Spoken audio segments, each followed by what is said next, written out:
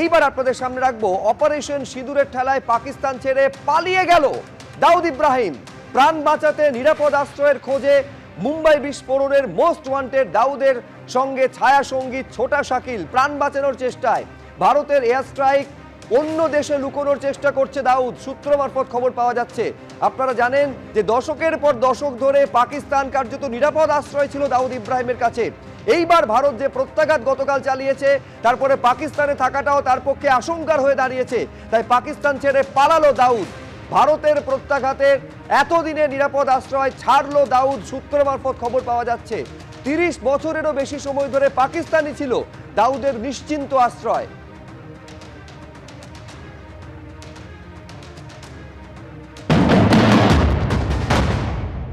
আসি, আপনি লাস্ট যে নামগুলো বললেন দাউদ ইব্রাহিম, ছোটা শকিল, এরা তো ক্রিমিনালস। এরা সেখানে থাকবে যেখানে এদের প্রাণ বাঁচাতে পারবে। দেশপ্রেম বা কোনো ইন্টিগ্রিটি বা কোনো বিবেক বলে এদের কিছু হয় না। তো যখন দেশের সেনাবাহিনীর লোকেরা পালায়, অন্যান্য জায়গায় তারা পাসপোর্ট বানিয়ে রাখে, তাদের বাড়ি কিনে রাখে ইউরোপে, আমেরিকাতে, কানাডাতে, দেশের মন্ত্রীরা পালায়, সেটা কিন্তু সত্যিই লজ্জাজনক। এবং এইসব দেশগুলোতে হয়ে আসছে, আজকের থেকে না।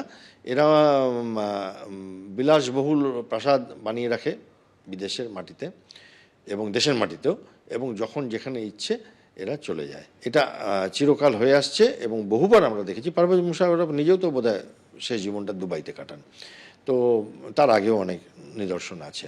এখন ইমরান খান ওদের প্রধানমন্ত্রী জেলে আছেন। হয় এরা জেলে থাকে, নয় ফাঁসির দড়িতে লটকে দেয়, জুলফিকার আলীর ভুট্টোকে যেমন লটকে ছিল, আর না হলে এরা পালিয়ে যায়।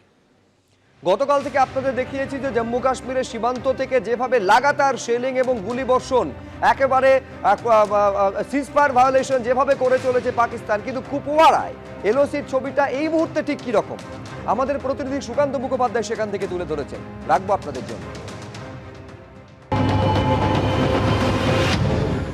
ঠিক এই যে রাস্তা সরাসরি চলে যাচ্ছে কুপওয়ারার দিকে, এখান থেকে 17 কিলোমিটার যাওয়ার আমাদের পারমিশন রয়েছে।